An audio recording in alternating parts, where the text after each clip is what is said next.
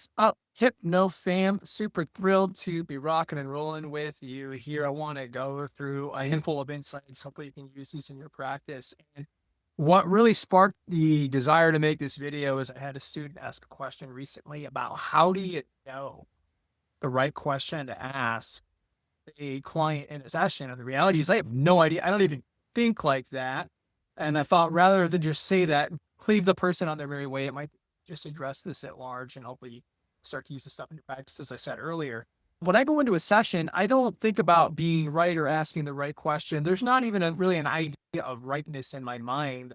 I am assuming that the presenting problem and presenting solution, they could have no bearing in reality whatsoever in terms of helping that client. I do a lot of smoking cessation work. So that's the type of intervention I'm doing. But I don't even think that way. It's not about rightness. It's about seeking the truth within the session. So that frees me up. I'm not as stuck on making mistakes. And the reason this person had asked this question to me is they learned from another trainer. It's just a different method. So this isn't something we do in organic hypnosis. It's a different approach. Basically, the person learned that like they can have this inquisitive approach, and then they might take a risk or take a leap as if they've, I don't know, maybe they're trying to reveal some insight for that client and they thought that aha moment would do the work.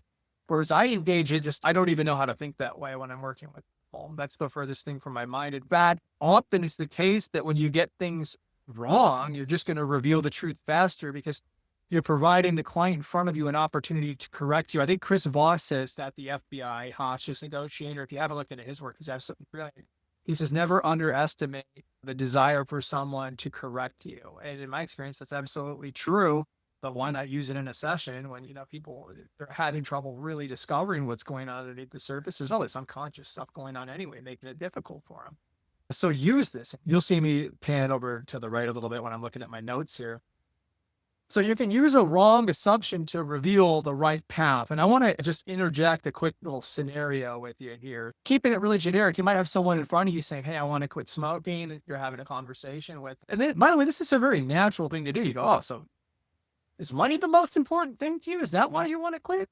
And what I've done there is just gave them an opportunity now to say, no, what are you talking about? It's my family. I want to be here for my kids. I don't want to see my kids grow up, walk my daughter down the aisle at her wedding, whatever kind of fantasy they have in their mind about this glorious future, these really powerful sentimental moments they want to make sure they're around to experience. So I have created a space now for that person to reveal the truth. Right? This is what's in their mind. Oh, okay, that's very cool, right? Now, the next thing we have here, though, is follow the emotional energy over the intellectual understanding. Because there's one way of interpreting that response, which is to say, okay, cool, let's just start learning more about this imagery or something. But I might say something like, that does seem really important. What did it feel like when you started talking about being there and seeing your daughter walk down the aisle on her glorious wedding? Whatever language they use, I'm going to just use that. And this is a really captivating way to work with people because I don't need to graph them over to a plan I have. We're figuring out the plan in real time together. And what I like about that is I can't go wrong now because it came from them. That's a really powerful position to be in. I don't need to stack a deck in my favor or any of that type of stuff. It's more like we just create an opportunity for the truth to be revealed through this sort of a genuine interaction. So follow the emotional energy, right? Find out what's going on about that. That does seem important.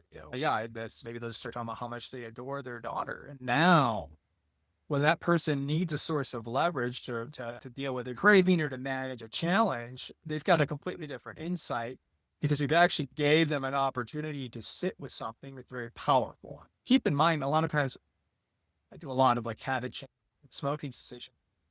This stuff's there. People are aware of it at one level. But when you really explore it, you give them an opportunity to discover all these different things about it and why it was so important to them and why it was so meaningful. And now they have a completely different level of awareness.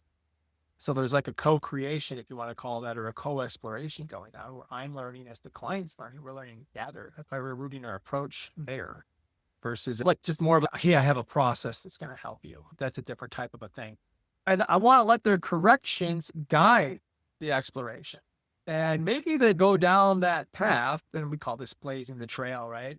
So we're clearing the brush, we're blazing the trail, and we find out that that wasn't important the way that they thought it was, or maybe there's some maybe it connects to something from an early childhood experience. And so now we are stacking things in our favor, if you want to call it that, but really we're allowing the client to stack insights and resources in a way that when the session integrates, it's just silly for them to even think about smoking. Now, this is again the organic model. And so what we're doing is anything that can go wrong in a session actually benefits us as practitioners. For example, if I have a curious, open mind and something comes up in a session, maybe we're going down that path, and I don't personally like what that client says. Maybe it makes me feel a little uncomfortable, or it throws me off my game, or I feel maybe a little bit of fear, like, I don't know, this happens all. I don't even know. I've never heard that before. And you think you see a lot of sessions, or you work with a lot of people in smoking cessation in one niche, you think you've seen it all. But when you work in this deeper way, things are going to come out of that person. It's really remarkable. There's a lot of overlap, but there's some really unique tendencies that emerge. And what's special about that is one of the things I teach my practitioners to do is when they feel that emotional intensity, I show them how to use it.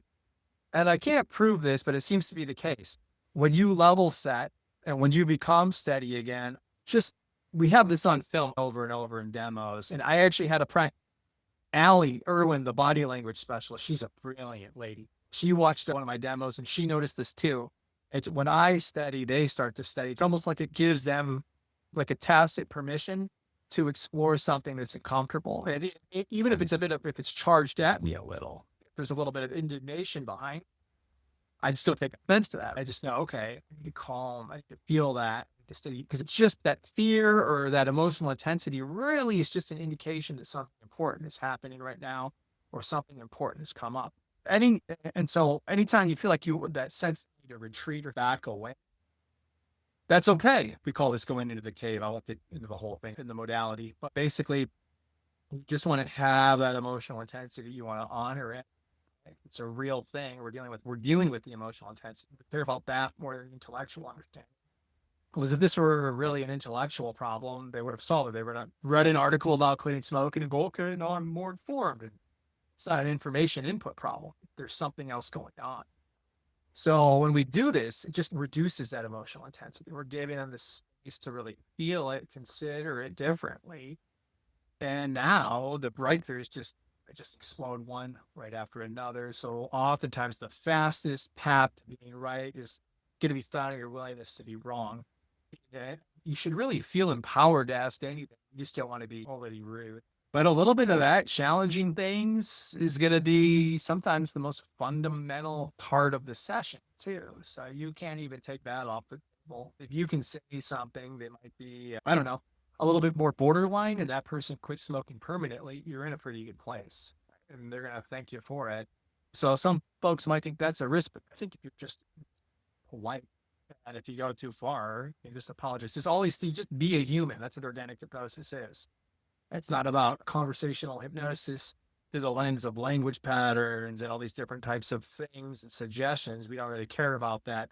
We're just using the truth and having that organic, genuine moment with the client, and we're allowing the unconscious mind to lead the way, the client's unconscious mind. So it's a highly intuitive way to work. I actually did there's a video of it. If you scroll down past the last little success story, brilliant stuff. What a great practitioner that guy is. He's amazing. But in the video before, you'll see a similar idea. And this was an opportunity to expand on it as well as answer that person's question. So that's it for now, folks. If you have anything you want to learn more about, hit me up. I love making these videos. And until the next one, take care, everybody.